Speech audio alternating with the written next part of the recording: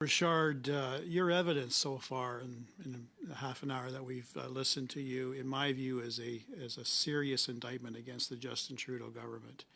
And the concerns regarding the culture of fear is extremely disturbing for the professional public servants. That has expanded under Justin Trudeau by 40%. 2015, he promised to cut back on external consultants. Yet, for the fiscal year of last year, Ottawa spent $15.7 billion on external consultants, totally bypassing the professional public service, an 88% increase. So I wanted to raise that as a concern.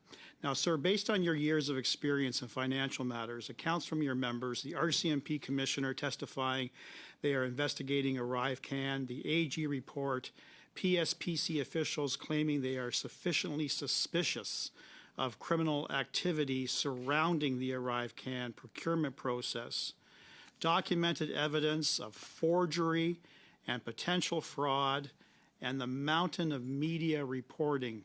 Sir, do you believe, in light of everything that I have presented to you, and I'm sure that you have been listening to and reading on your own, do you believe that there is a strong element of criminal wrongdoing in the ArriveCan?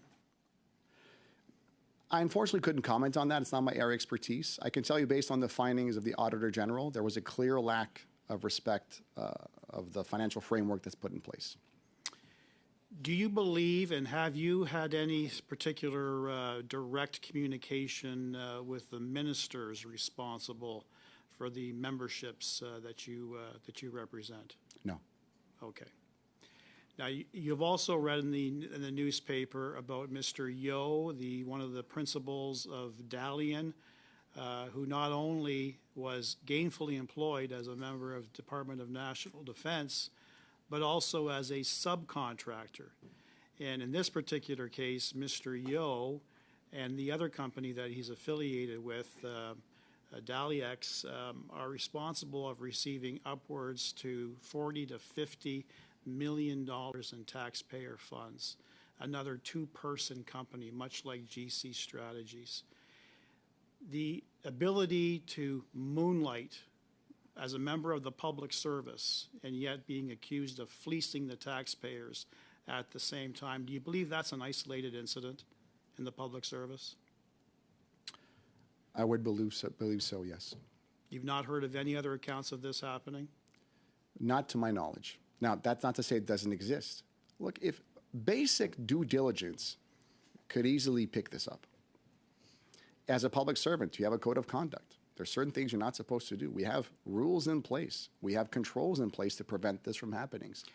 What are your thoughts on ministerial accountability? Because all I've been hearing so far is the minister is completely oblivious.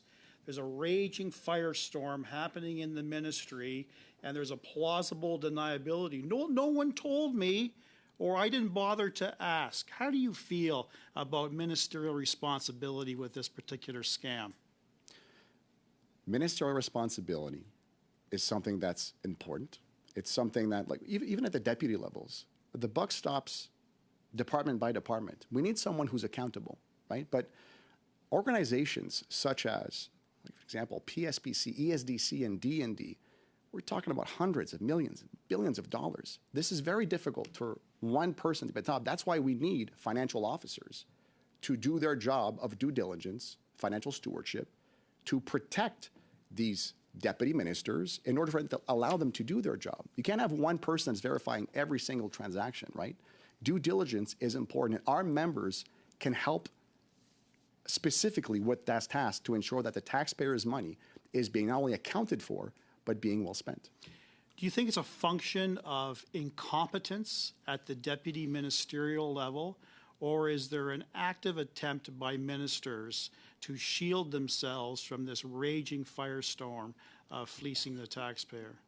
I couldn't speak to that, unfortunately. I wouldn't know. All right. How much time do I have?